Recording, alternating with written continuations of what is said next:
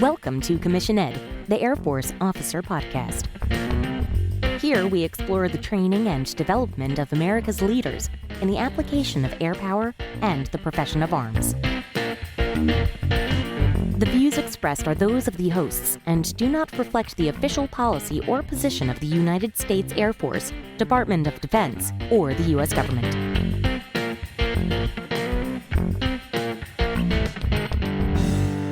Welcome back to another episode of Commission Ed, the Air Force Officer Podcast. I am Colin Slade. And I'm Reed Gann. We're your hosts for Commission Ed. Look at us, Reed. We're going to bring another pilot on the show. I know. It's almost like we fly planes or stuff, I don't know. No, actually, I really appreciated Slider taking the time to meet with me. It just happened to be that he and another BYU alumni were in the area. They were doing some testing out on the range, the Utah Training and Testing Range, doing some weapons drop certification, that kind of stuff. And while he was in town, both Slider and next week's interview, Morgan Curtin, were able to stop in and do an interview. Yeah, that's fantastic. I'm glad you're able to get the time with them. And it was even more impressive because as the interview was taking place, both Slider and Morgan were getting live updates on their phone about this whole coronavirus thing. And as soon as we finished, both those guys pulled chocks. They went straight up to Hill, got in the aircraft and left because they needed to get back to Seymour Johnson so that they could beat everything being canceled and shut down across the globe. So really appreciated them taking the time to do that. And I think on this one, we just got lucky that they were able to do it. Yeah. And hopefully we'll be able to get some more interviews, albeit it'll be probably over Zoom or some other, medium like that, right? Yeah, absolutely. But I just want to, again, highlight the fact that they didn't have to do this. They took time out of their schedule, their operational schedule, to come and talk about being pilots in the Air Force, and in this context specifically being pilots in the F-15E Strike Eagle. So appreciate their time, and we'll turn it over to them first to Slider, and then next week we will have Morgan. All right, let's do it. Welcome back to another episode of Commission Ed, the Air Force Officer Podcast. I am Colin Slade, and today I am joined by Captain Slider Haymond. Slider, huh? That's it, yeah. That could go any number of ways on how you earned that one. Yeah, it's important to realize that fighter pilots, we all have call signs, and it's kind of how we're known. So Slider's mine, yeah. All right, so for the remainder of this episode, are we going to go by Clark or are we going to go by Slider? Whatever you slip up to, that's fine, but most people in the Air Force will call me Slider. Okay, well, I know you as Clark. There you go. So I'll get out of your way and just let you explain a little bit about your background, how maybe we know each other, what you've been doing for the Air Force, how you got into the Air Force. Yeah. Even. Over to you, Clark. Thanks. So I graduated from Brigham Young University in 2011. We were in the capstone together, I believe. Is that right? We were. It wasn't a very good one, if I remember correctly. Yeah, it was stupid. If our guy's listening, I'm sure he's not, but I did not like it at all. I was a manufacturing engineering technology degree, I guess, major, if you will, and never have touched it since. What? Yeah. I guess there's some aspects of my degree that I've touched, but for the most part, I'd say my degree was not pointless or worthless, but not required for what I'm doing now. So graduated in 2011, and I PCS to Shepherd Air Force Base to start pilot training at ENJJPT, the Euro-Nato Joint Jet Pilot Training.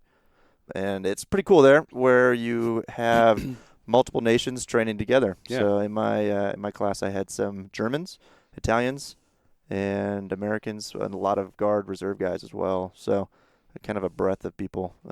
Hopefully they don't all have coronavirus out there now. Yeah, right. But here we are. So pilot training was cool. We can talk about that more in a little bit. I stayed there for Introduction to Fighter Fundamentals, Okay. Which is a 3-month course, still flying the T-38. And then from there, moved to Seymour Johnson Air Force Base to learn to fly the Strike Eagle, F-15E. Yep. So that was about a year, and then off to RAF Lakenheath in England, just about 30 minutes east of Cambridge, 2 hours from London, and stayed there for 3 years. Lots of TDYs from there. We saw 30 countries in 3 years. Whoa. Yeah, it was pretty awesome. Got a 6-month deployment in there as well, in support of Operation Inherent Resolve. Where to? So we were obviously Southwest Asia, flying over Iraq and Syria every day. Yeah. I'll say that my location was pretty nice. And so we were near Abu Dhabi. So it was a pretty nice area out there.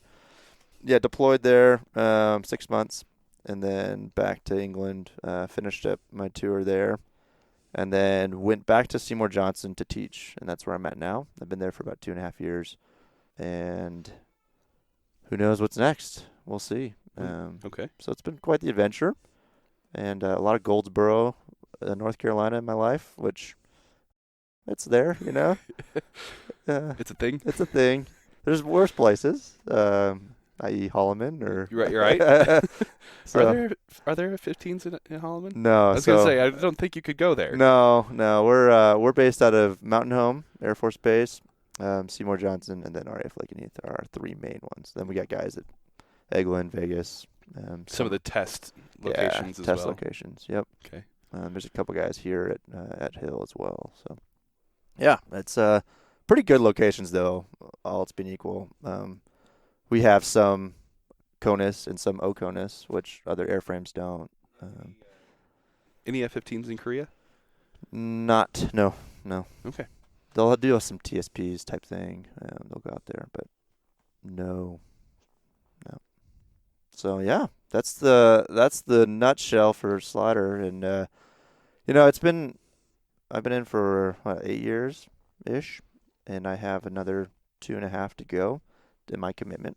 That'll bring me to about 12 total. And it'll be interesting to see what happens. Keeping all doors open, and to see what the world brings, and where we end up from there. Cool. Well, let's go back a little bit and peel back some layers on your experience. We don't need to spend much time talking about ROTC because that's one of the things that I actually turns out you know a little bit about.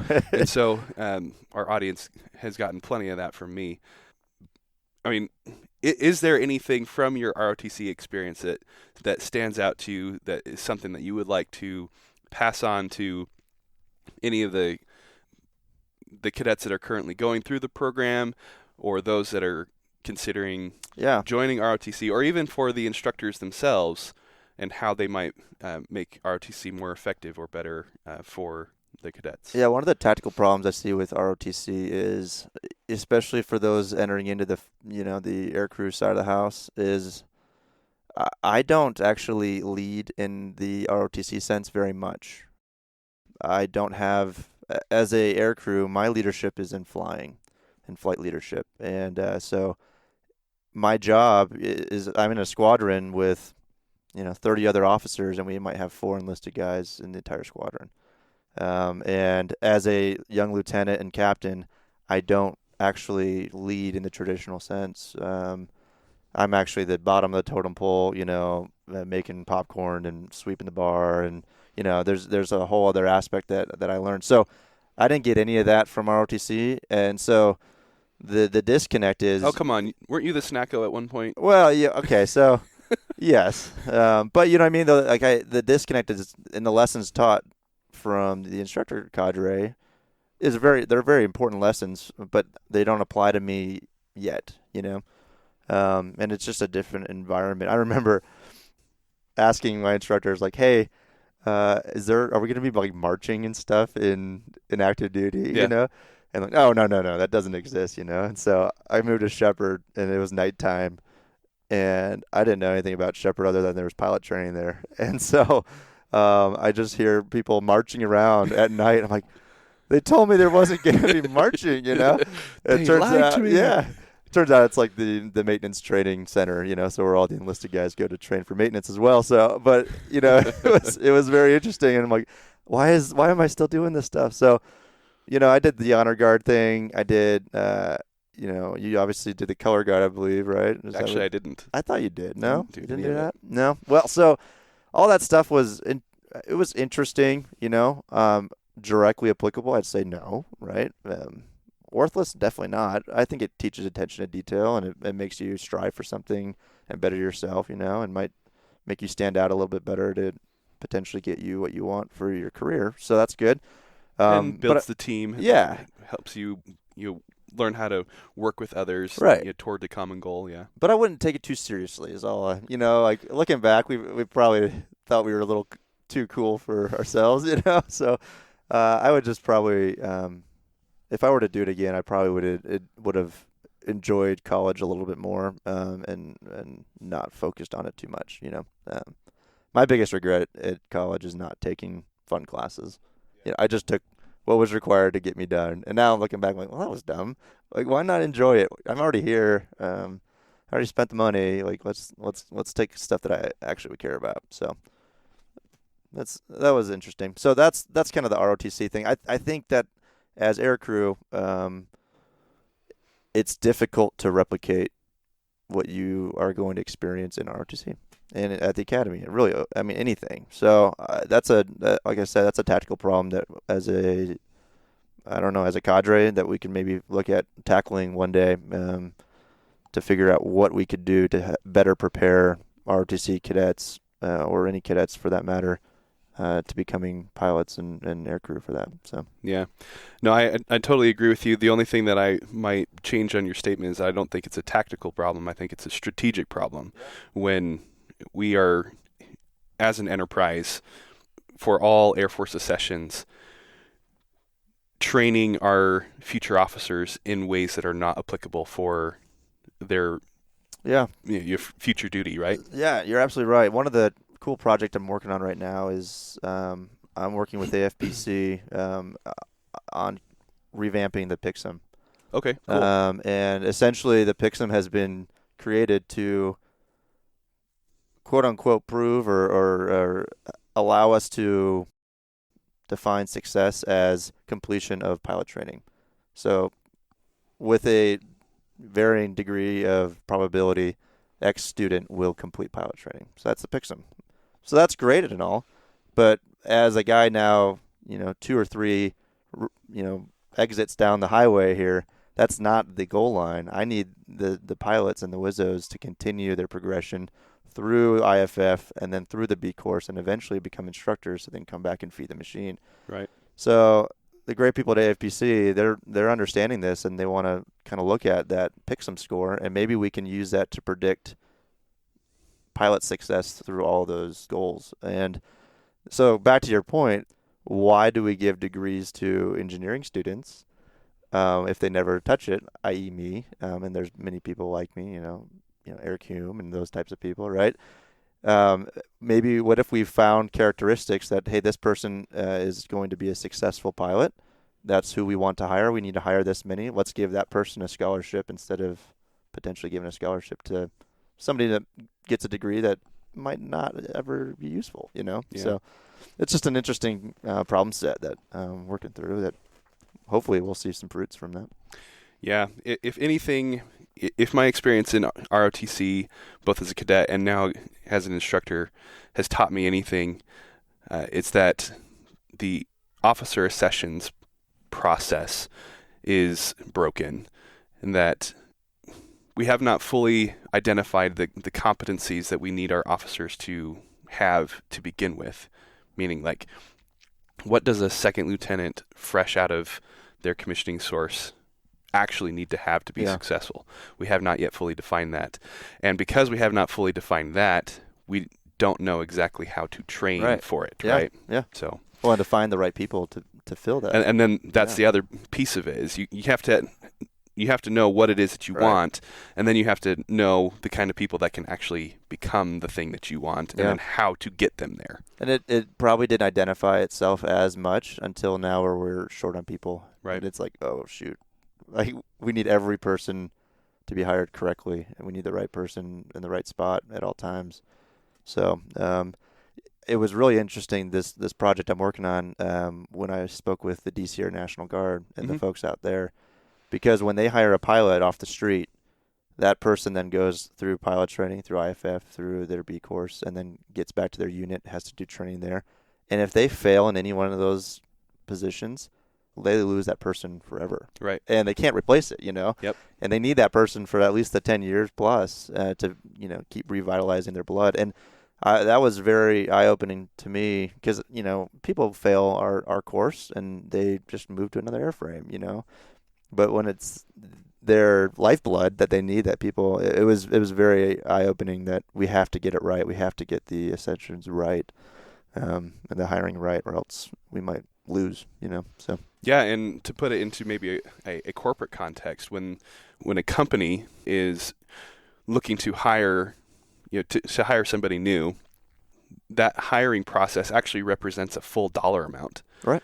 Like $60,000 to $100,000 investment just to get that person hired, because they have to invest in them with their initial salary.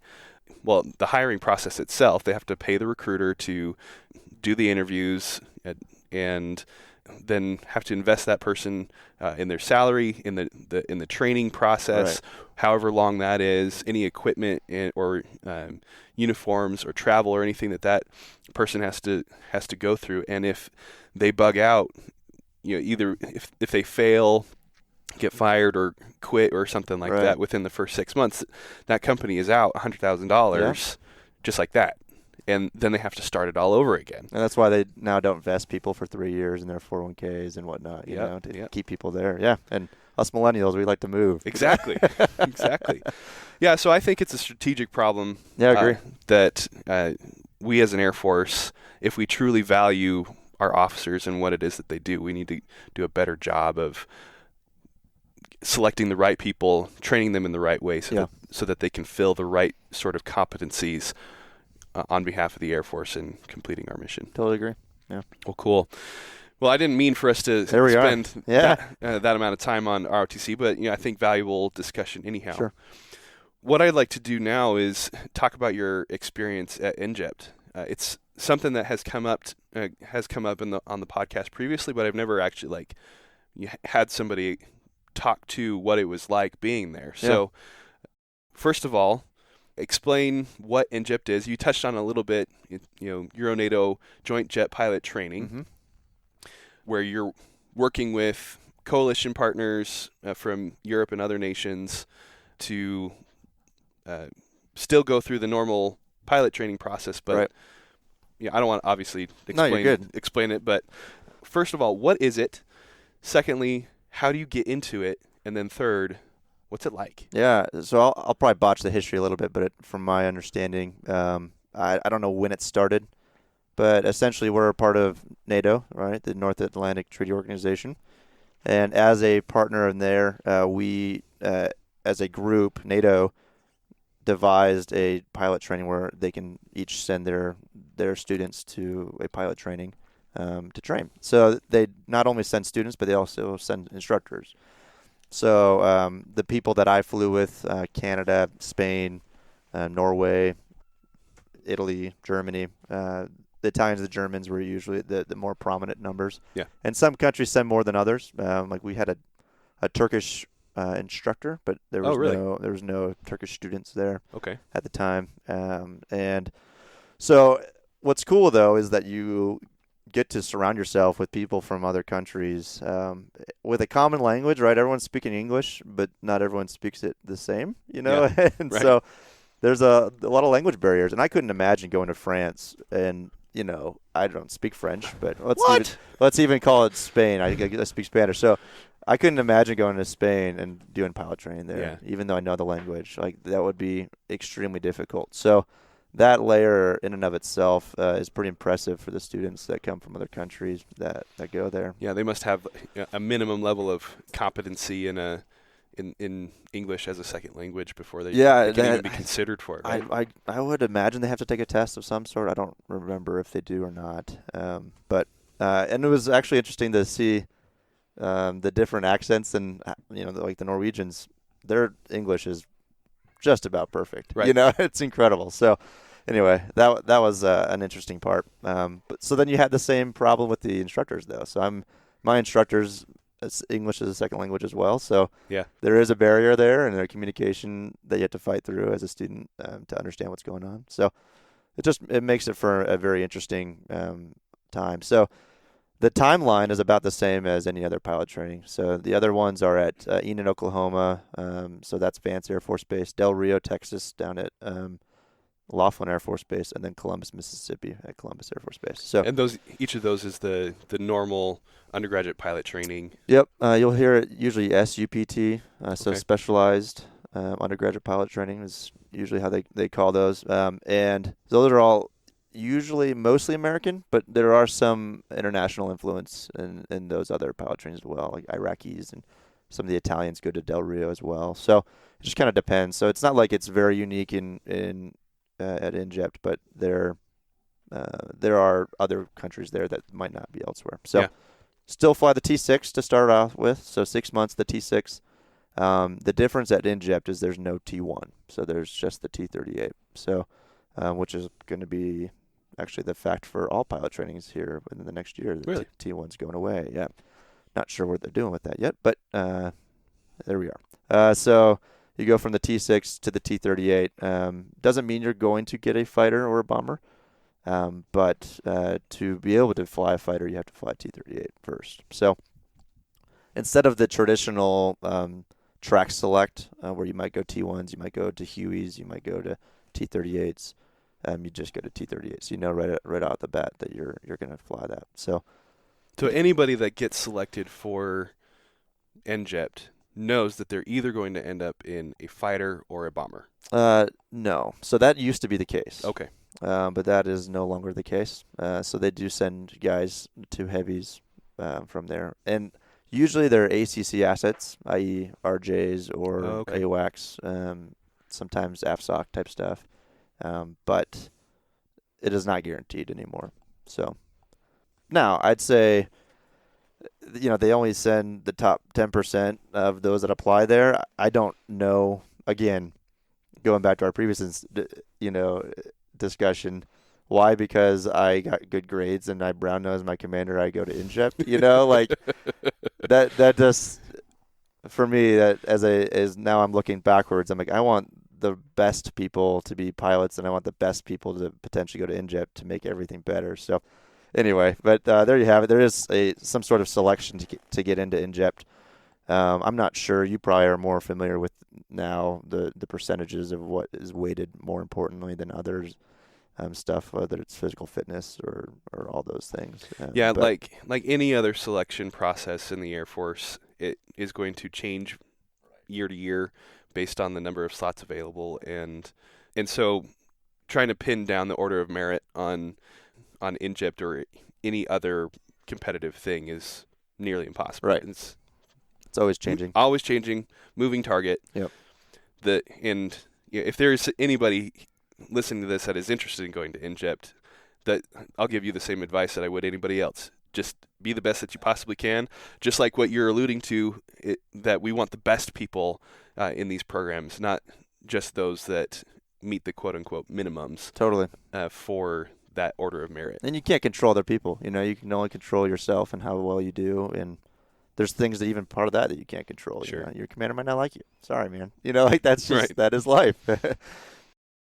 So anyway, the same goes in T6s and T38. So you guys just got to do your best and hope for the best that the right aircraft are available. And so what happens is when you're reaching towards the end of your T38 time, you are given a list of the available aircraft, and then you kind of rack and stack those to your preference. Typically, they'll then take the top guy and they'll put him in his or her number one spot and kind of work their way down. Any rack and stack type thing would work. I think they do a little horse trading between the different bases. Like, hey, we didn't get any Vipers. This guy really wants to go to the F-16.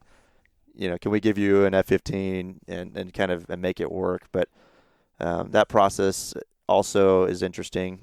I've heard stories of well below average classes getting a high number of fighters just because that was what happened that time. And Yeah.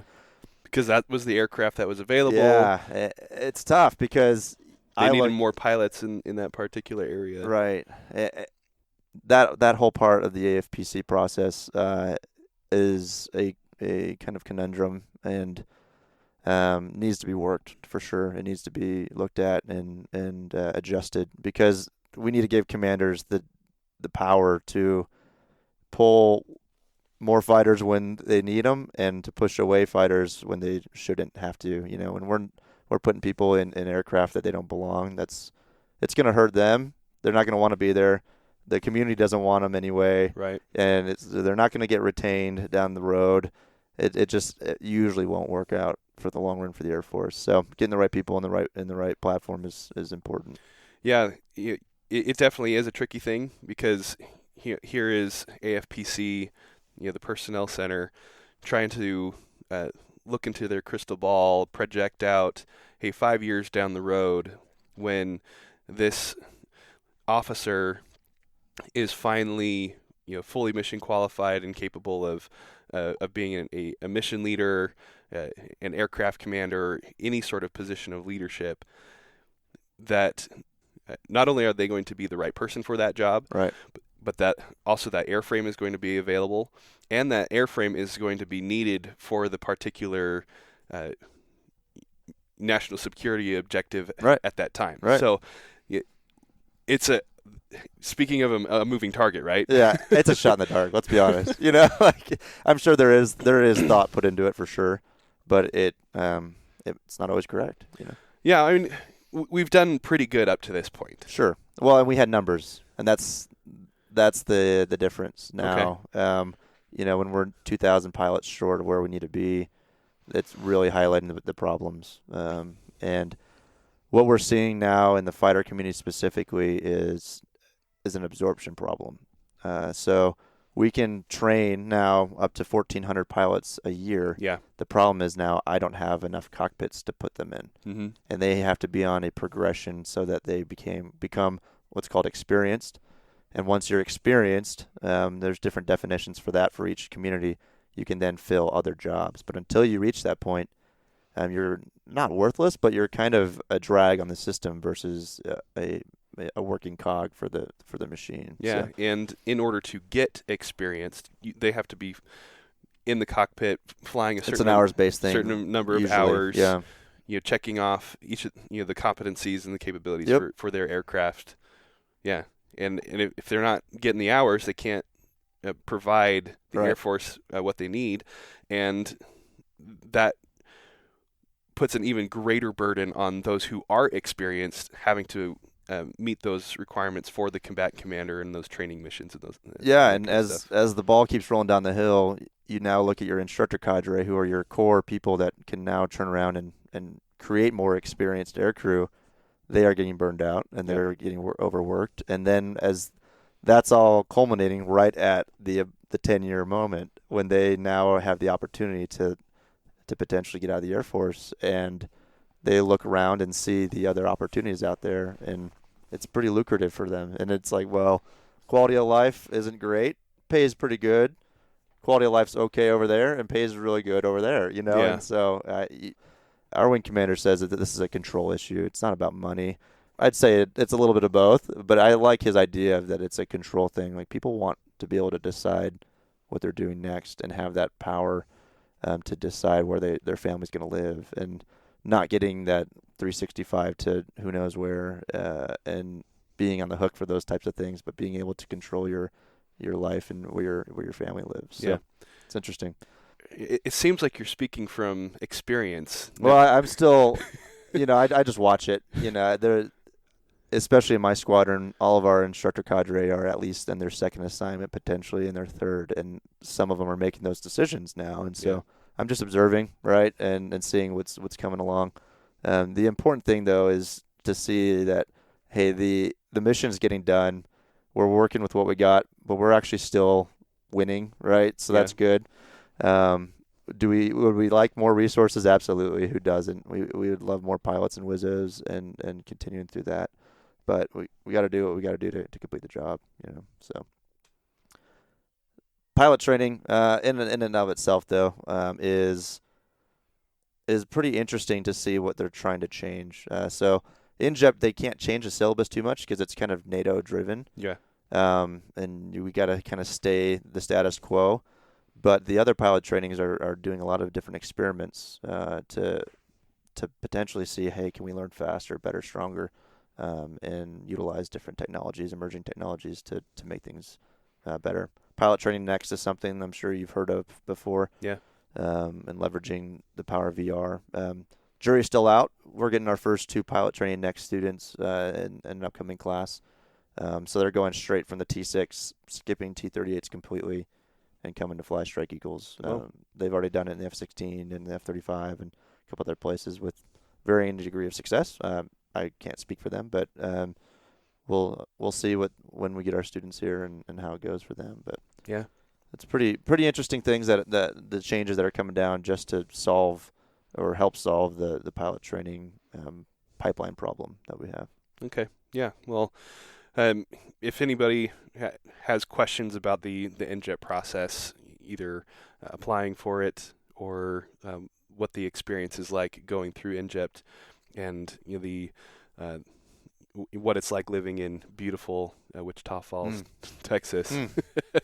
Again, there's worse places. You can reach out to Clark. We'll include his contact information at the end of the show and in the show notes. And you can also engage the podcast through our normal outlets. Well, good. Let's spend some time talking about the 11 Foxtrot AFSC specifically. Okay, yeah. So that is your AFSC. Yep. What's your actual shred out? So I'm a Q11F3G. Whoa. Yeah. Okay. What do all those things mean? So the prefixes denote different qualifications. Okay. So if you see a K prefix, that's an instructor pilot. Okay. Or WISO. So the WISO side is the 12F. So Strike Eagle, it's a 2-cockpit aircraft. So we fly with weapon system officers, and that's a whole different pipeline. So not technically pilots, but we consider them fighter pilots with us. They're aircrew. So anyway, between both of us, the K is going to be your instructor, and then if you're a W prefix, that means you went to weapons school, and then a Q prefix is an evaluator. So a CFE we call them, so evaluator, pilot, or WISO. So Q, that's that port, and then the 3G is the Strike Eagle. So the F denotes your fighter pilot, so 11F, and then the 3G is where you find your aircraft that you fly. Okay, but your core AFSC is the 11F, the fighter pilot. Explain to us, why do we have fighter pilots? Yeah. Well, Elon Musk, I don't think wants them anymore. Right? You know? Yeah, so we've existed since the dawn of the Air Force, and back in the P-51 type days, and well, even the dawn of manned flight. Getting in the cockpit carrying a pistol. Yeah, you're not wrong. The Red Barons of the day, and so fighter pilots were very unique people, I think, and still are. Yes. And there's a breadth of us. The stereotype, obviously, is the type A type of guy who potentially is crass and sarcastic. The Mavericks of the world. Yeah, and there is some legitimacy to that. I'd say so.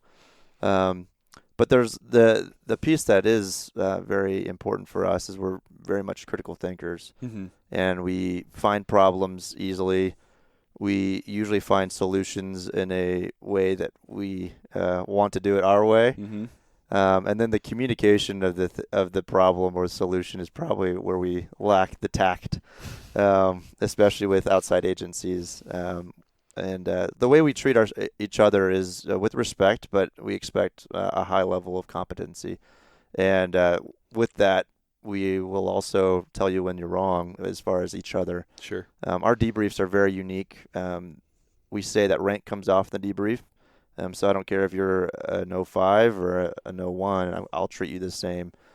So when we find an error, I'm going to identify the error, prove it to you, and then figure out if that was a decision, an execution error or a perception error.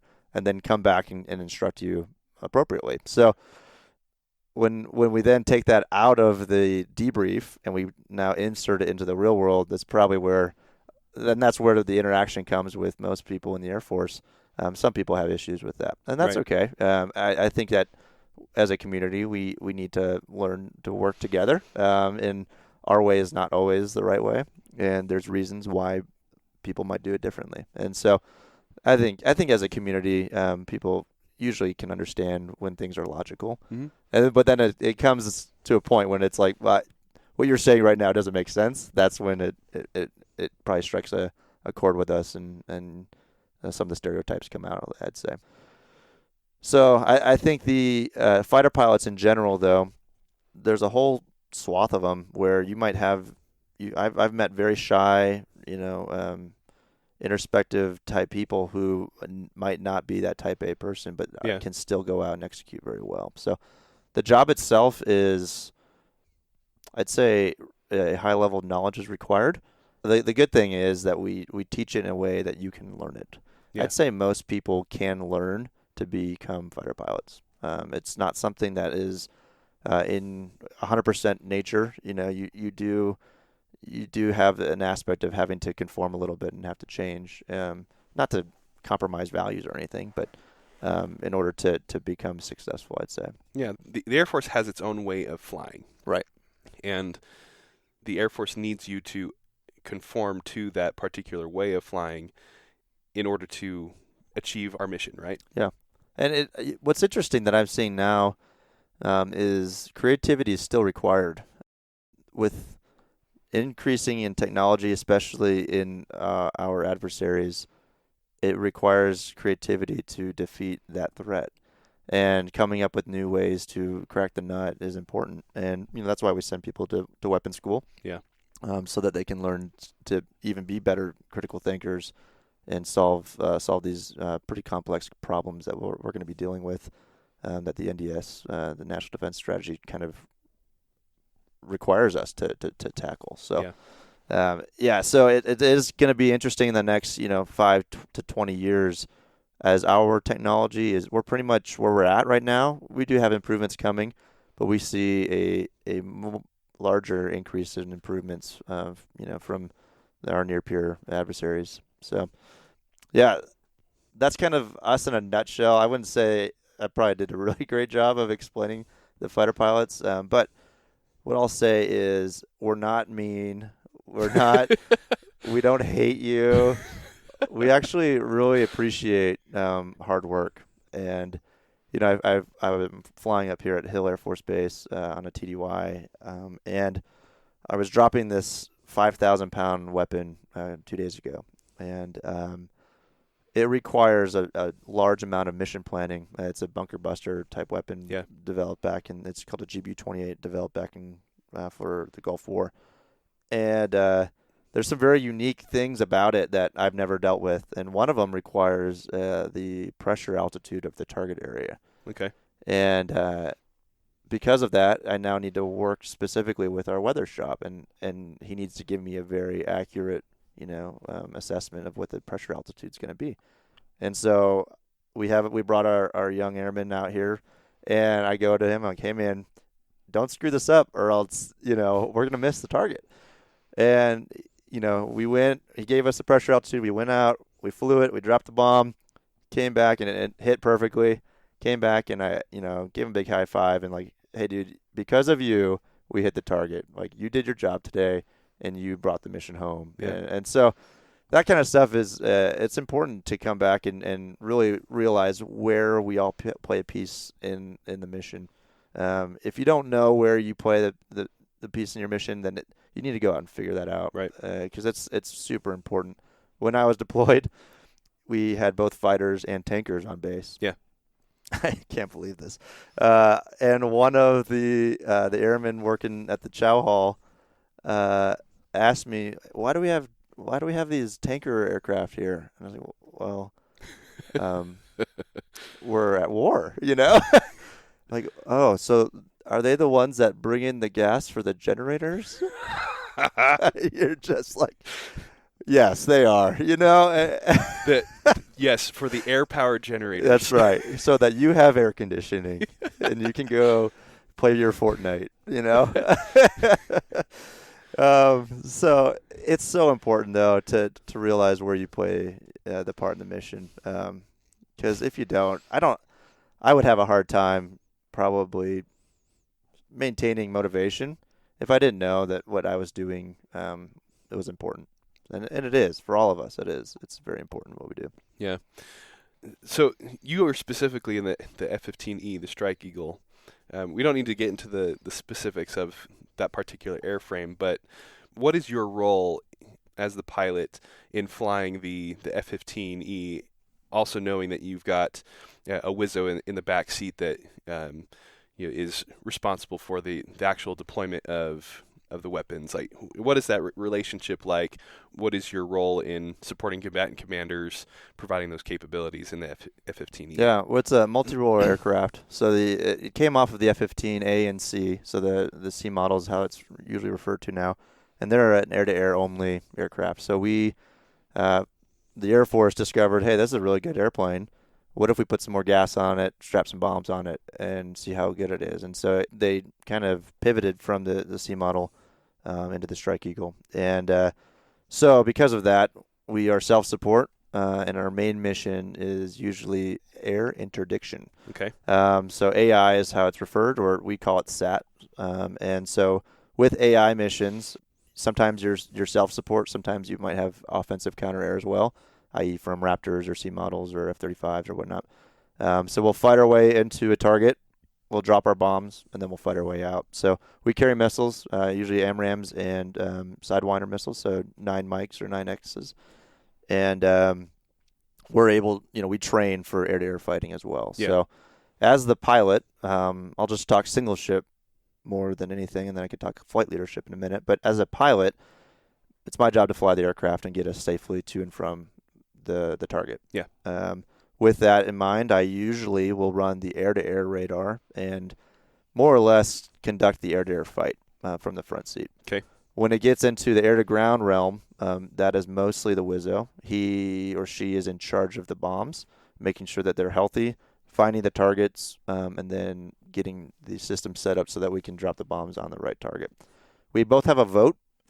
So if I see something jacked up, I don't press the button. Right. If he or she sees something jacked up, they don't tell me to release the weapon. So I don't press the button until they are like, you're clear to release. And so we're able to, that's kind of our crew coordination to make sure that we are on the same page. With that in mind, though, there's times when, the fog of war happens. I'm fighting air to air. I'm shooting missiles, and he tells me to drop the bomb right away. I trust him. I'm going to press the button, and we're going to keep going at our fight here. It's pretty cool to have two really good, competent people in the aircraft working together for the same mission. It can be very hampering. Is that the right word? When you don't have a competent either front seater or back seater, and it can be a drain on your situational awareness, and it's difficult to fight through. Yeah. So in the FTU where I teach, I fly with student Wizzos a lot. So it's mostly me with inexperienced Wizzos and just teaching them how to be better Wizzos. And when I do fly with an instructor or with somebody who's really good at being a Wizzo, it's a game changer. Yeah. It makes everything so much easier. I'm able to spend my time on my side of the house more and be a better pilot for it. Yeah. So your primary role, at least in the F-15E, is, like you said, you fight your way in. You don't need anybody to do that for you. You have the capability of doing the air-to-air fight. You can deliver weapons, deliver effects on the ground. Either doing an interdiction mission or close air support. You have both of those capabilities, and then you have the ability to escort yourself back to the base. That's right. Yep. And air interdiction is kind of our bread and butter, but what we've been doing the last 20 years is more close air support. Yeah. And when was the last time that there was an actual dogfight? It's been a while. Yeah. So now still a mission that you train to, but not something that you are going to see in an operational deployment very often. And even then, like when we go to Red Flag and we practice interdiction missions, usually doesn't end up being in dogfighting. We're usually killing the red air at range, beyond visual range. So the day that I need to go and actually turn with the flanker is a bad day. Yeah, it means that something has seriously gone wrong. Yeah, and quite frankly, our aircraft probably won't perform extremely well comparatively, and I'll probably be out of missiles by the time I'm merging because I've already shot them all at the bad guy. So and let's be honest, we would prefer to eliminate the target from a distance. We want to get rid of them before they can get close enough to absolutely to attack us. It's not only air threats. There's a lot of surface to air threats as well. That again, technology is improving substantially, and they're able to be a distraction to us at a much larger range than ever before. So it's another piece of the puzzle that we have to crack. And again, that's why being a fighter pilot, you have to have this knowledge of all of these threats to be able to safely execute your mission. Yeah, and which again is, you mentioned earlier, why the weapons school exists, why you send pilots to go through that particular training, and then they bring that expertise back to the squadron. Absolutely, they are the key and the core kind of instructor. They're the instructor of all instructors, if you will, and it's their job to make sure that we're ready for the fight. Awesome. So you kind of already mentioned the pilot-wizzo relationship. You as well touched on in your story about that airman. Was it a weather technician? Yep. It wasn't a weather officer? Nope. Okay.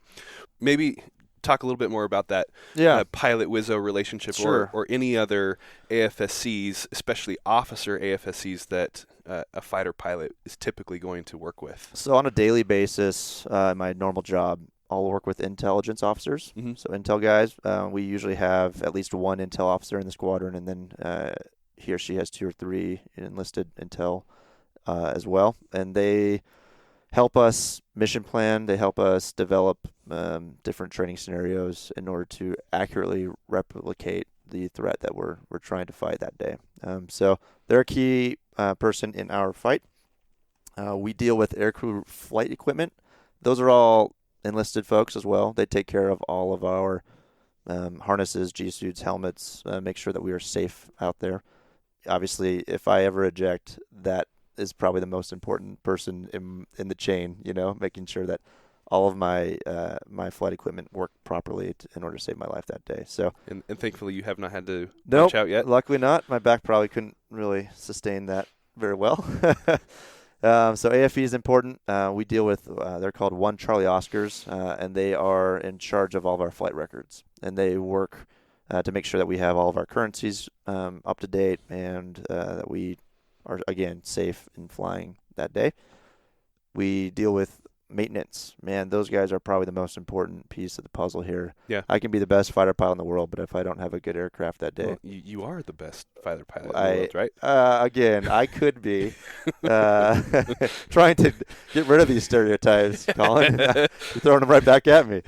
So the maintenance folks, man, they're the ones that are busting their butt every day, every night, working out in the heat, out in the cold to make sure that the jets are ready. And the F-15E is not a new aircraft. Right. It's shown its age, and as I continue through it, in the last 8 years, I've seen it continue to be more difficult for these guys. So I applaud their work every day. Again, maintenance officers are there. Doesn't mean that they're not the technical experts there, right? That's the 7-level and 5-level type enlisted folks that know the jet. They might know the engine in and out. They might know the hydraulic system or whatever system they work on.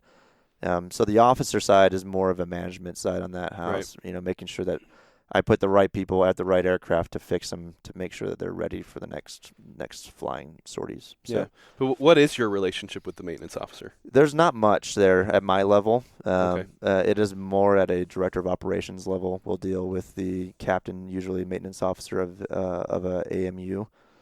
Now, the maintenance officer works hand in hand with the pro supervisors, so the lead NCOICs, to make sure that they are directing their people. Yeah. So it's definitely a traditional, if what you think of like a one officer, a lead NCOIC, a couple other senior NCOs, that then lead the masses of junior enlisted and sometimes NCOs to get the job done. Yeah. So a lot of management and leadership goes into those maintenance officers.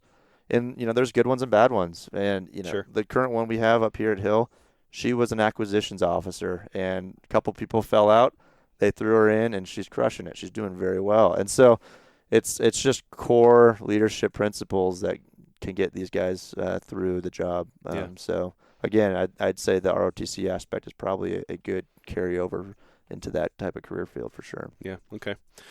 What about like flight medicine and the flight doc? Yeah. So flight doc is we consider them part of the squadron as well. They wear flight suits. They wear all of our patches. They fly with us. We're a 2-seat aircraft, so we can fly with flight docs often.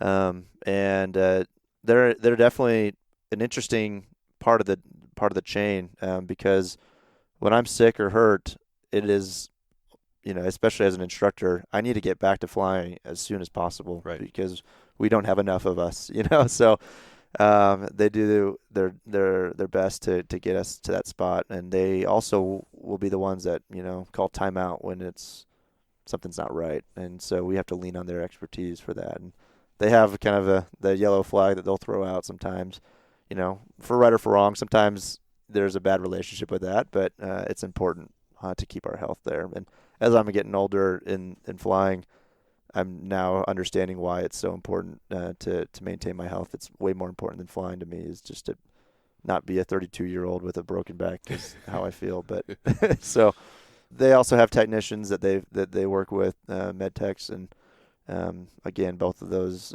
groups keep us flying, which is important. And then the last, probably, well, maybe not the last, but another important side of the house is the airfield ops people. Okay, yep. Making sure the runways are okay. Everything's, from the civil engineering side of the house, but also like the cable configuration, taxiways and all that stuff. And then bird mitigation, making sure that, those stupid birds cause so much damage to our aircraft. So getting rid of those things. And then the air traffic controllers, both in the tower and the RAPCONs.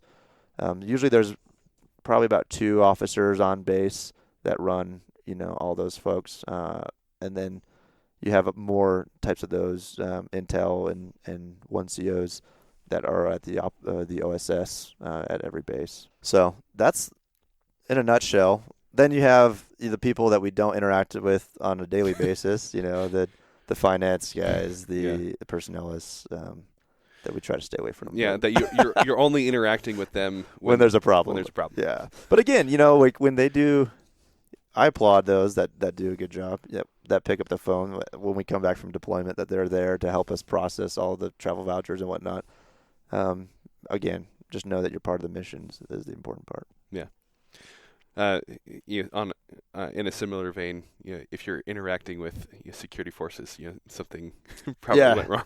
Yeah, but what's cool? So we're doing a couple things at Seymour Johnson that's developing what's called multifunctional airmen, where we're taking Strike Eagles, we are rapidly deploying them to austere locations, and we're having people that don't normally refuel or rearm with weapons the aircraft, i.e. security forces and whatnot, actually learning those jobs and performing them.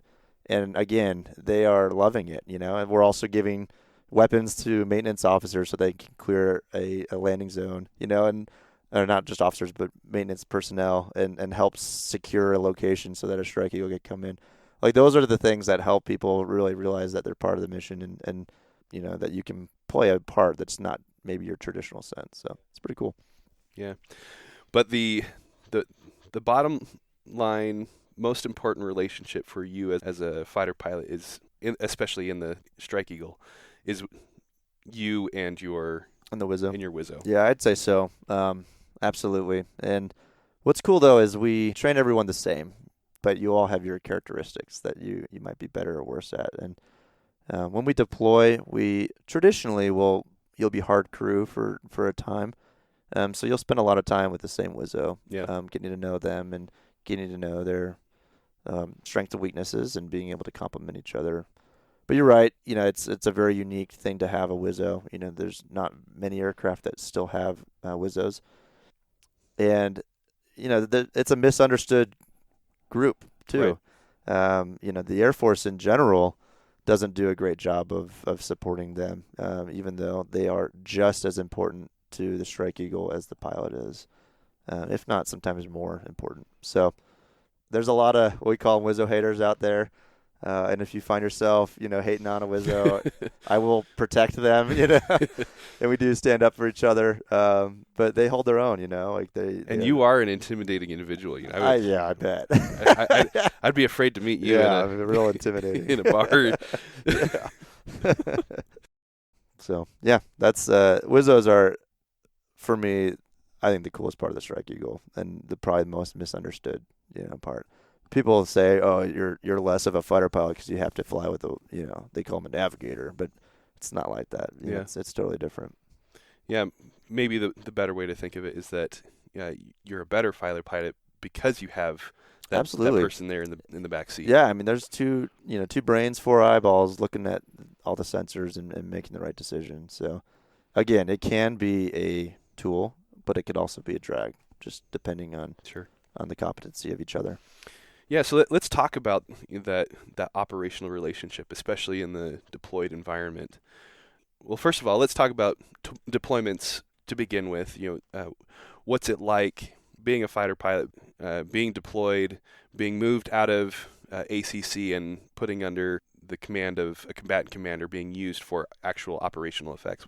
What's that all like? So unlike most career fields, we deploy as a squadron. So the entire squadron will pack up and move together. Yeah. Our squadron commander becomes the expeditionary squadron commander at that point. Mm-hmm.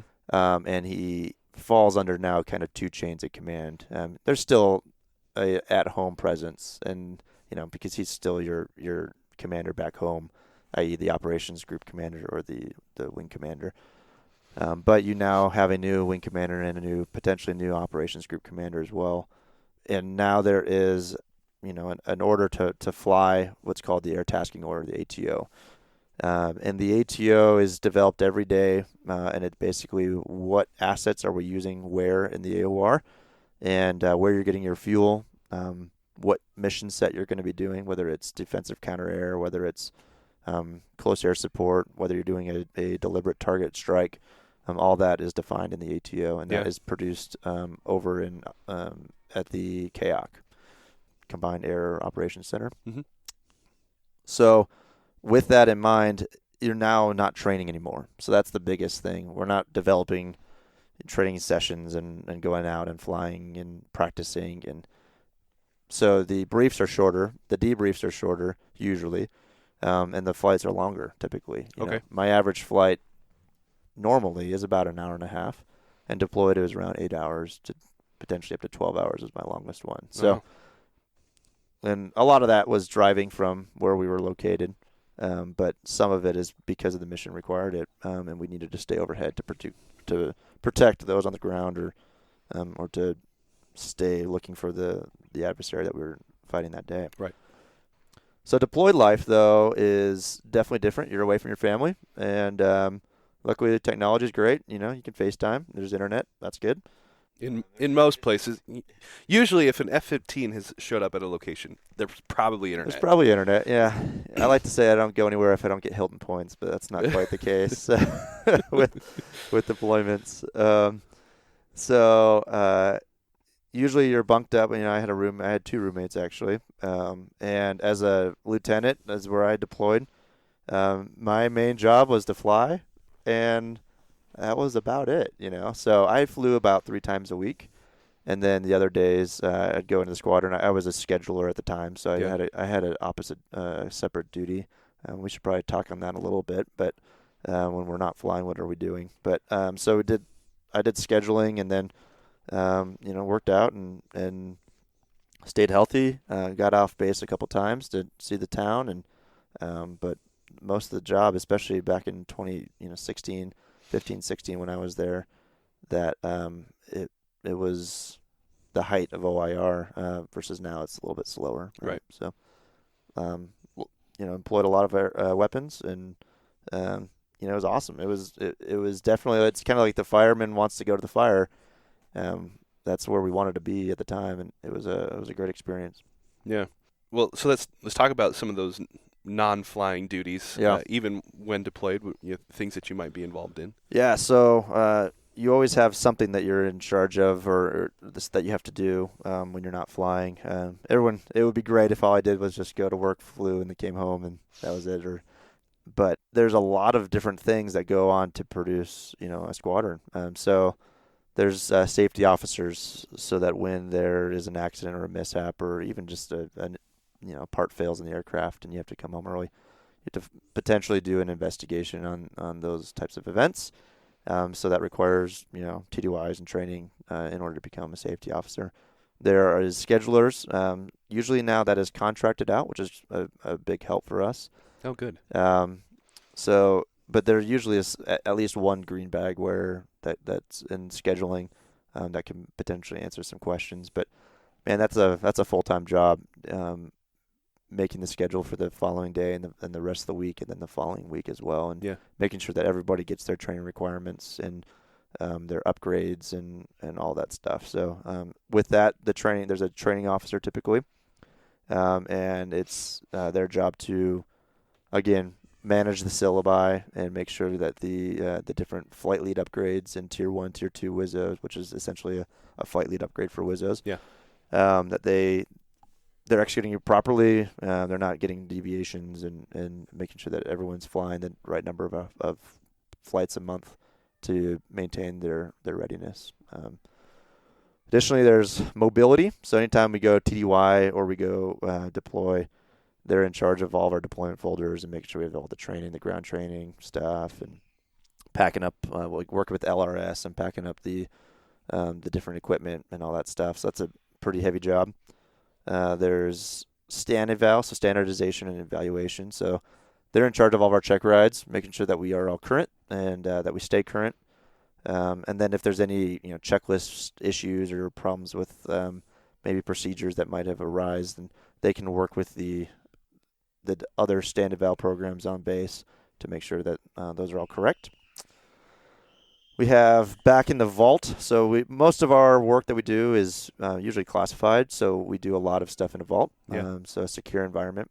And so back there we usually have, it depends on where you're at, but they work all the computer systems back in the back there, making sure that those are all working and that we have all of our media and all of our maps and whatnot. And then additionally, the weapons officers usually work back there as well, and they work with the intel people to produce the right training. Flight commanders, so we usually have 3 to 4 flight commanders, and everyone usually falls under a flight commander, especially like the young lieutenants and captains. Yeah, and that's a traditional leadership job, but obviously you're also leading in a flying type perspective. That is about it for in the squadron. Then we call them attached guys. So you might fly, like I'm actually attached. I fly with the 334th Fighter Squadron, but I'm actually in the 4th Training Squadron. And so I have my own ground duties, and man, there's a smattering of what you could be doing for that. But you still fly with a fighter squadron. Obviously, because you have to stay current. You have to maintain your own particular training. Yeah, my core duty is to fly and instruct. But I might have some other jobs, that I do on the side. Yeah. So. Okay. So back on the deployment, can you talk to some of the stresses or the things that are difficult, or some of the things that are wonderful about being deployed and actually doing the thing that you've been training for all this time? Yeah. So I think the difficulty is there's the family separation. Sure. 6 months is a long time, and you're missing birthdays and births potentially and all that stuff. Obviously, leadership comes into play there, and I think leadership at least my leadership has done a really great job of mitigating some of those effects.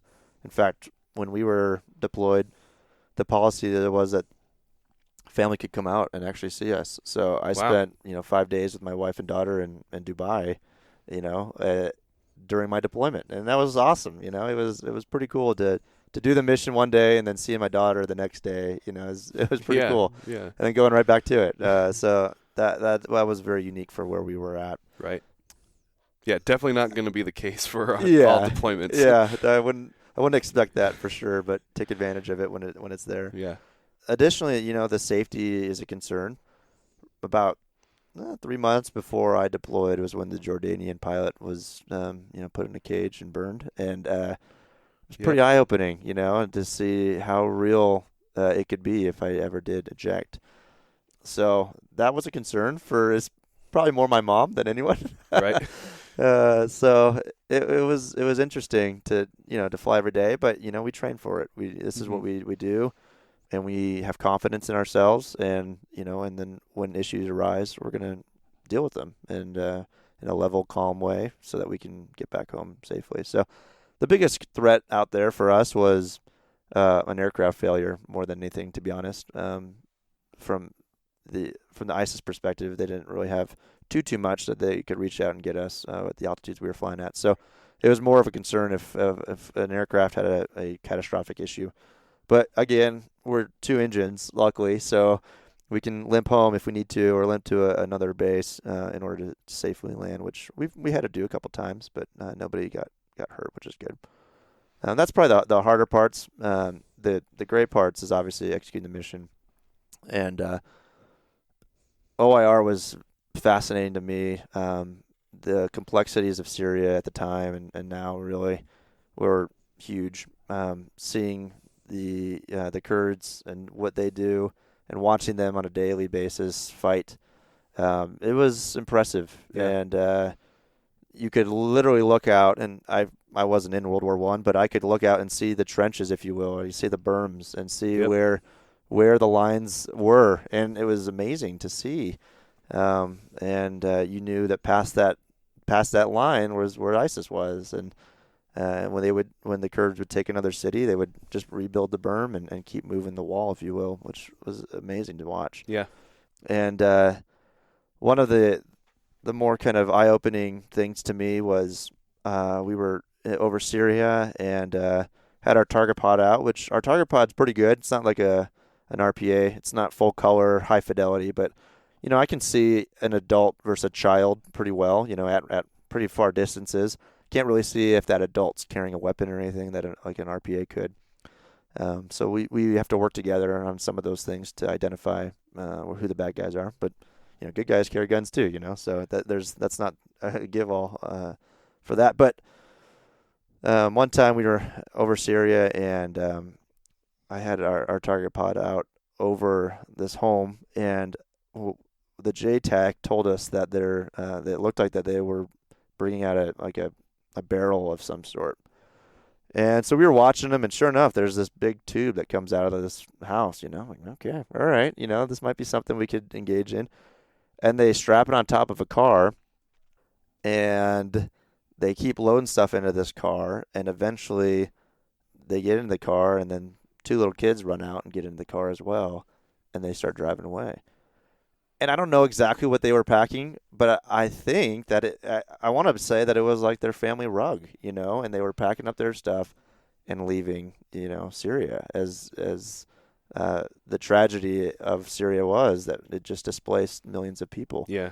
And it was, obviously we didn't get anywhere close to employing, but it was eye-opening to me to see families just ripped apart and ripped out of their homes. And, we put a lot of weapons into buildings that were probably people's homes at one point. And hopefully one day they come back, but they're going to come back to a very different Syria. And it's pretty, eye-opening for that. And so, we had some friends that dealt with some issues, PTSD-type issues. Yeah. Luckily, we're very displaced away from the threats. It's not close hand-to-hand combat, but it can definitely get to you and affect people in ways that you might not expect. I had some interesting things coming back from deployment. We went to Rome and pre-corona, and and I remember we were at the Colosseum, and all of a sudden I heard a ton of sirens, and then there was just a mass of people sprinting past us. And it was just reflexes. I just grabbed my kid, and I just picked her up, and I started running. And it was such a weird, why am I doing this? You know? At that same trip, we went to a mall, and this was shortly after we got back, so my emotions were probably a little bit higher. But we went to this mall, and my wife went that way with our daughter, and I went this way, and I go to look for him, and I couldn't find him for 45 minutes, and I don't know why, but I started bawling, and it was pretty amazing to me. Like why am I, they're clearly okay, but it was definitely just emotions were different, and just worked through it. But, some people can't just work through it, and Right. it requires, mental health to really fix a lot of those things. So luckily, I don't think we don't have too much of those issues, but the help is there, and I encourage those that do have those to reach out and sing up and talk to your commander, and don't be afraid to say something. I think that's the biggest thing is when you're broken, whether it's mentally or physically, it's more important to be fixed than it is to worry about if you're going to fly more or not, So Yeah, and it hits on kind of like what you were talking about before, that the thing that's going to help or hinder the operational mission the most is your capability, your competency within the aircraft. And if you're not 100%, if you're not able to fully engage in the mission there, you're not helping. You are a drag on your wingman, the Wizzo or the other pilot, and you're making it harder for the Air Force to actually get its job done. And I'm thank you for touching on the mental health aspect of it. I'm really glad that you got to that. And that was something that if you didn't get to it, I was going to ask about, because I imagine it can be pretty stressful to have to release that ordinance, knowing that it is going to impact some lives. absolutely. For good and for bad, right? You're absolutely right. And if you aren't ready, then I don't want you in the cockpit. I'd rather we take a knee and not even go fly. We do an operational risk assessment every day before we fly, and we make sure that we have, that we're competent, that we had enough sleep the night before. What's the weather out there? How complex is the mission? Did it all of a sudden change at the brief? And all that kind of goes into a risk management type scenario that we have to make a call on. And also, how did that FaceTime call go with your family? Yeah, absolutely. Because that's going to impact it, right? It really will. Yeah, it really will. Both, at home and while you're, if you have home issues, you got to be able to raise your hand sometimes and say, I'm not ready today. And I respect those that do that. Yeah. You might get razzed on a little bit, and rightfully so, how about you go to bed early, But I would rather you raise your hand and say, I don't have enough sleep today, than us to go out and have a Class A mishap because you were tired. Yeah. So. Yep. Your life, the life of your wingmen, and jeopardizing the Air Force mission is just not worth it at all. Yep. Yeah. And especially since you got a guy 6 feet behind you that he doesn't have a vote, So, I mean, he does, but it's not right to do that to somebody. So you gotta make the right assessment. Absolutely. Well, good. All right. Well, glad that we got through those topics, because those are things that we need to highlight more and more, that mental health issues are real and that there's nothing wrong with them. And more importantly, if and when they do arise, there are resources available to you to help you get that kind of thing taken care of. Yeah, and it's not just for us either. Our family, it's very important for them to be involved. Heck, the PTSD is not just for the fighters, the people that go out and operate. It's for everybody, and our spouses potentially have a lot of there's postpartum is a real thing, and again, if your home isn't right, then you're not right, and it's going to affect the mission for sure. Those resources are definitely out there, and I encourage all to utilize them for sure. Awesome. Well, thanks for opening up on that and shedding some light for it. All right, so let's go back and talk about.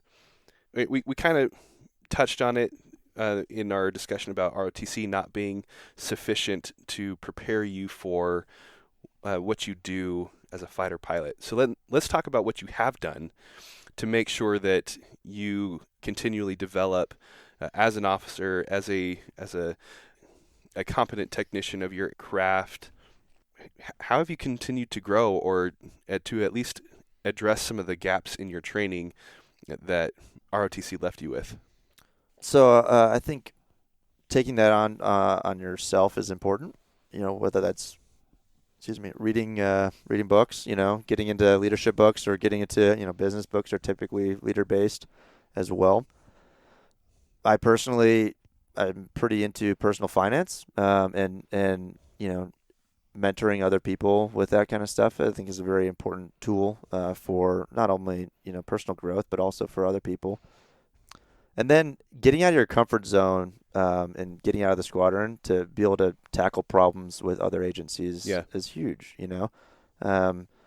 Traditionally, you won't find us at the CGOC, and I think we're looked down upon it. And, I can see both sides of the coin on that one. Yeah. I don't participate, but I understand why people would be mad at me for not.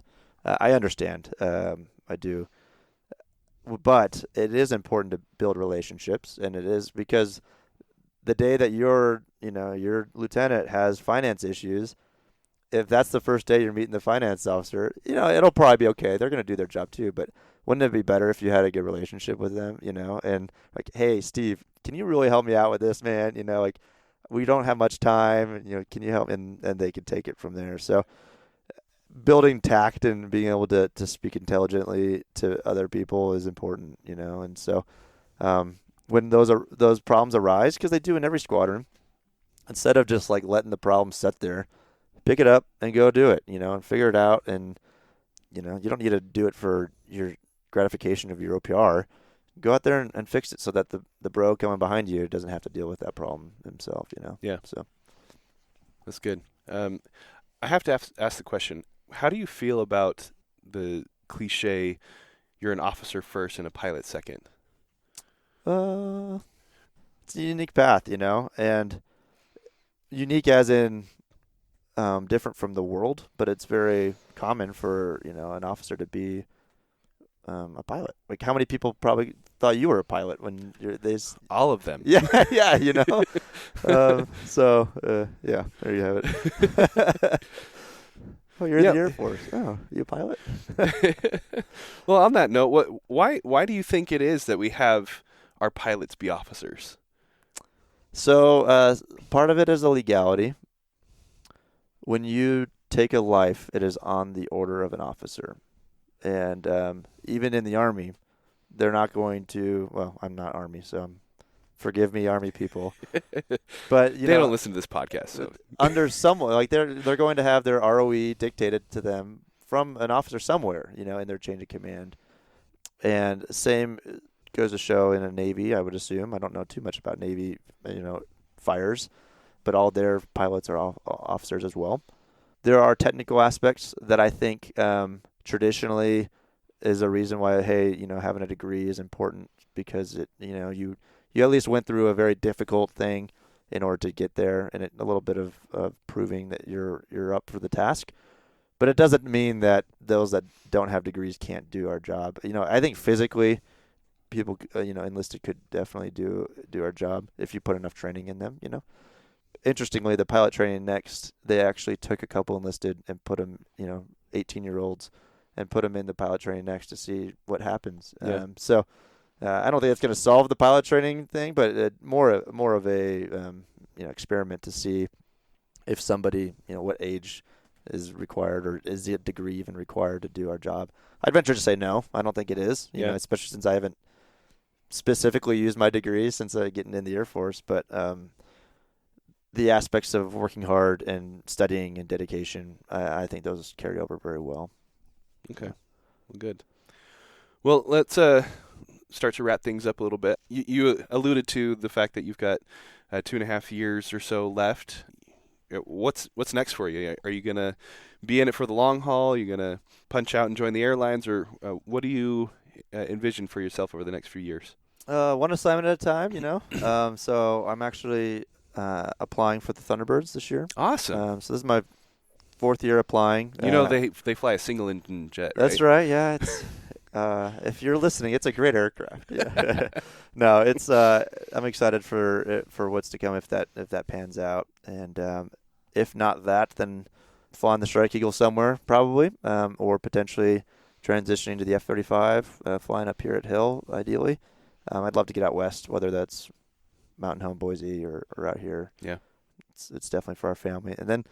Who knows after that? At that point, I'll be pinning on major next year sometime, and then it'll be, the decision if school is an opportunity for me, whether you take that and go or get out. So there's a lot of opportunities for pilots for sure.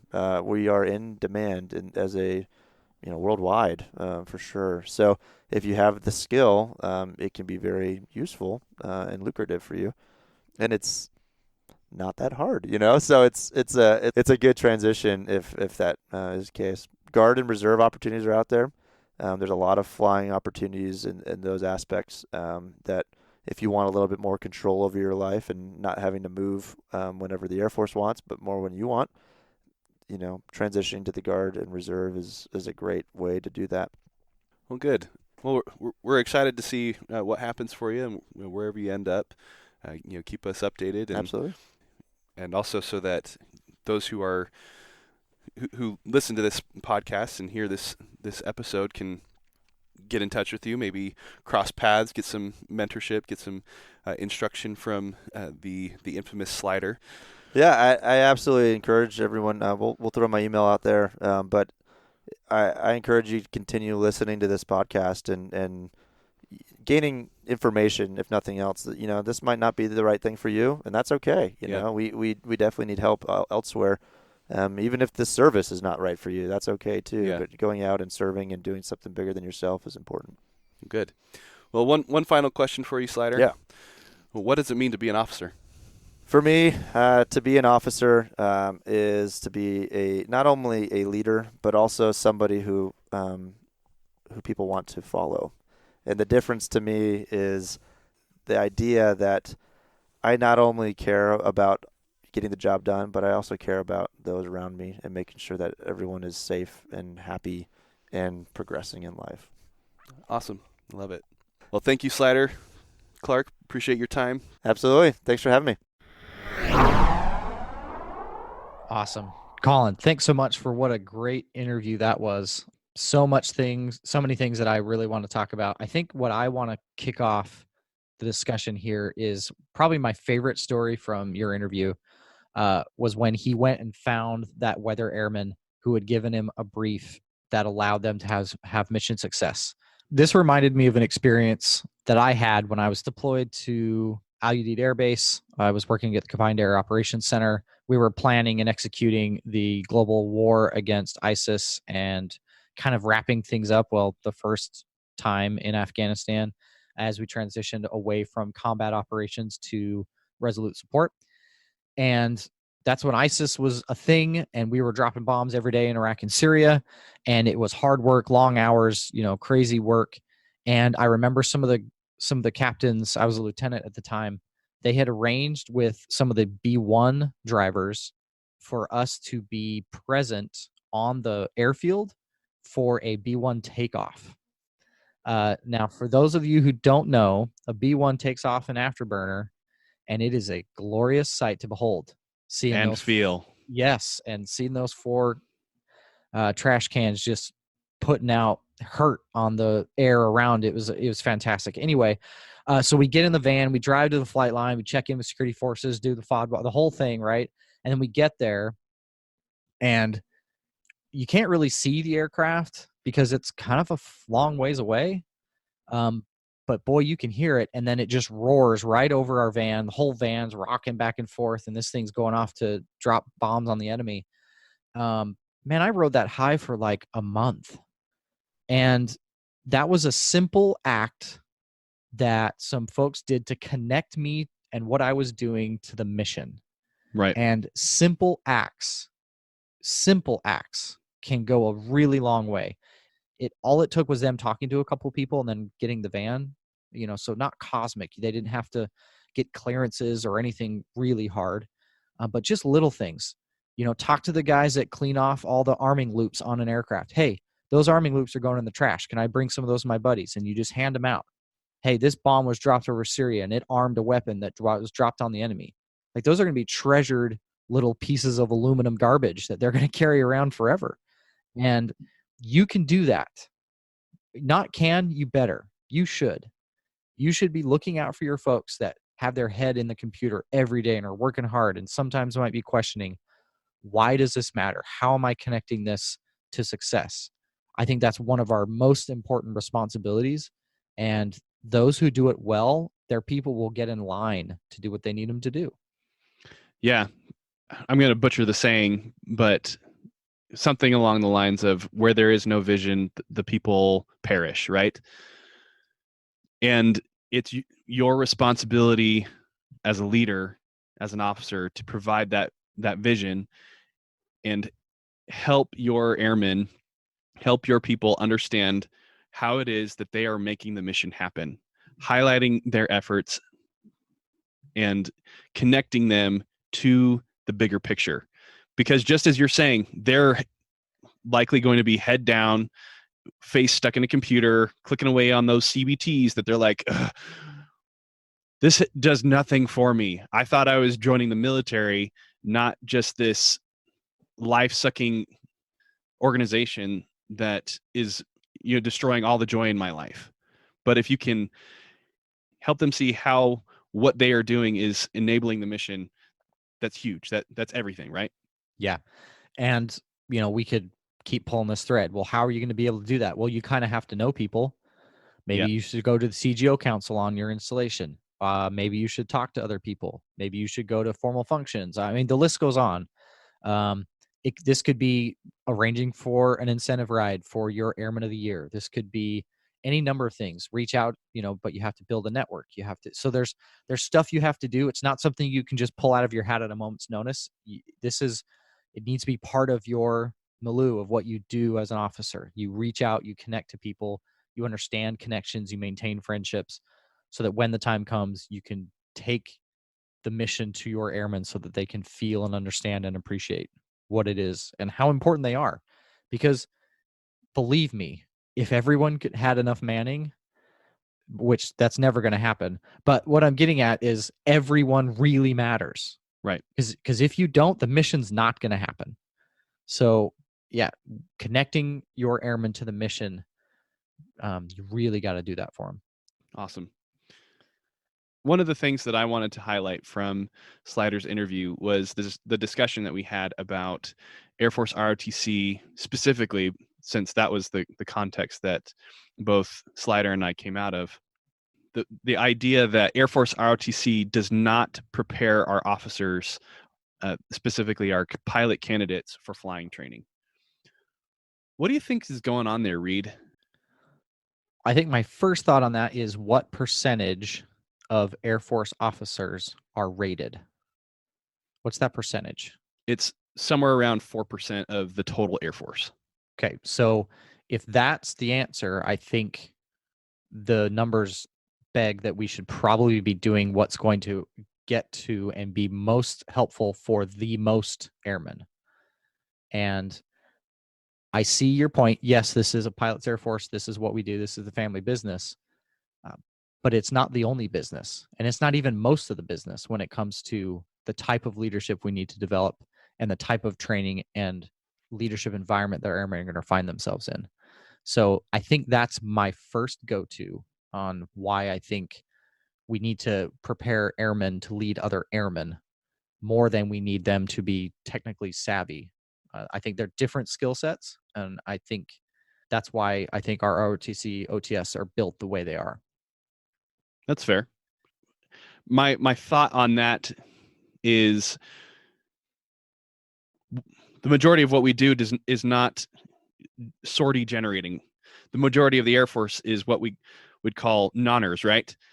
But is that really true? No, that's not really true, because the Air Force exists to project air power.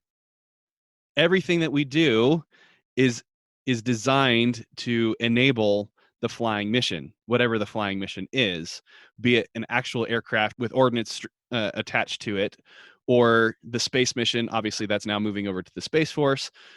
Anything else that we do is all about enabling air power. Yep, but that's only the tip of the spear. And the shaft, the handle is very long.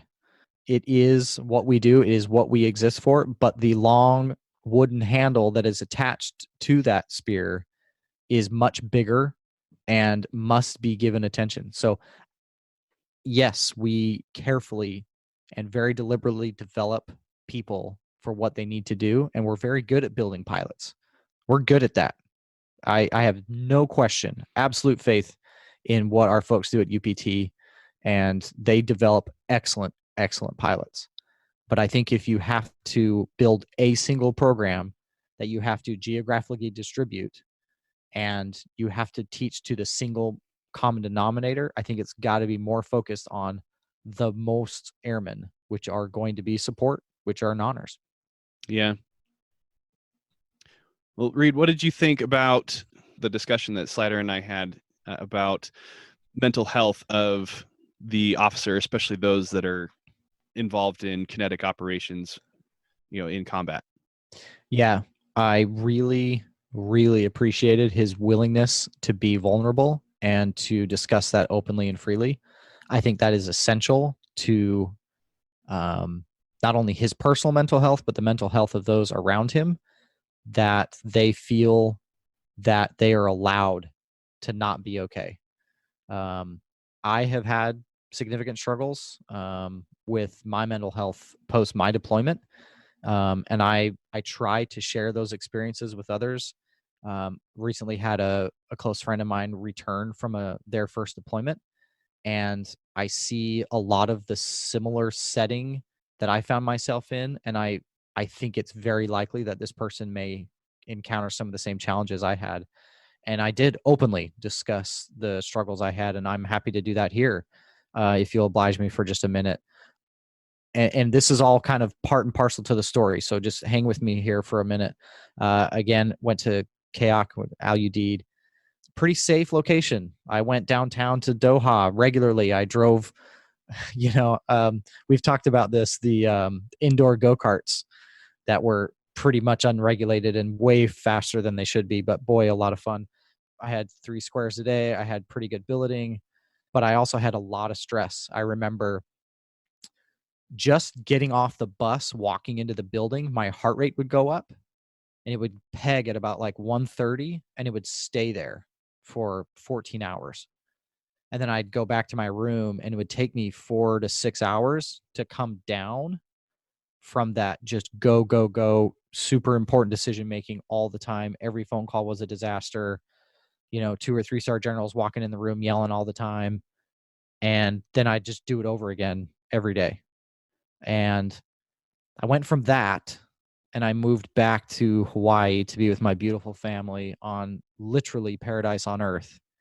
And all I wanted to do was be downrange with my brothers and sisters, bringing the fight to the enemy, living in, frankly, not great conditions compared to my island paradise.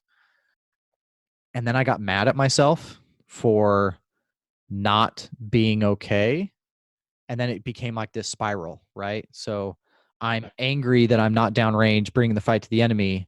Why am I not happy here at home when I have everything? I live in this glorious place.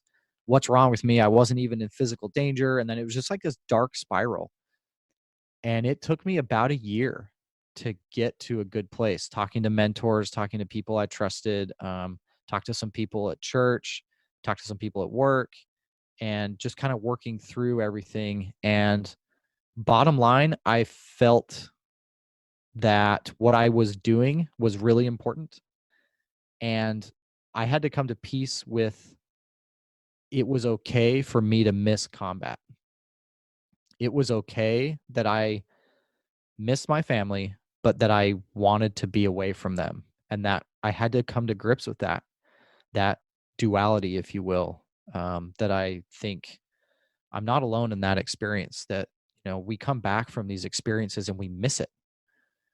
I missed the brotherhood. I missed the high impact. I missed the trust that senior leaders had given me. And I missed being good at what I was doing. and the immediacy of the result. And I went back to people not listening to what I had to say because I was just a young lieutenant. I went back to a job that wasn't as impactful or as rewarding. And so I missed it. And I appreciate that Slider took the time to kind of share his story a little bit.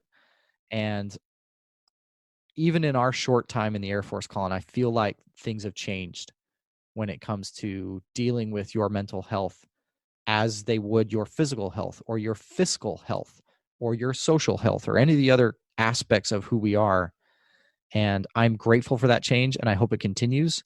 And so that's why I wanted to share with you and with our audience. I've had struggles, and I've had people help me. And you are not broken if you are having a hard time. One of the big things that helped me turn the corner was the story of Chris Kyle. I realized that if someone that badass could have a hard time, someone like me who is not that badass can have a hard time, and it's okay.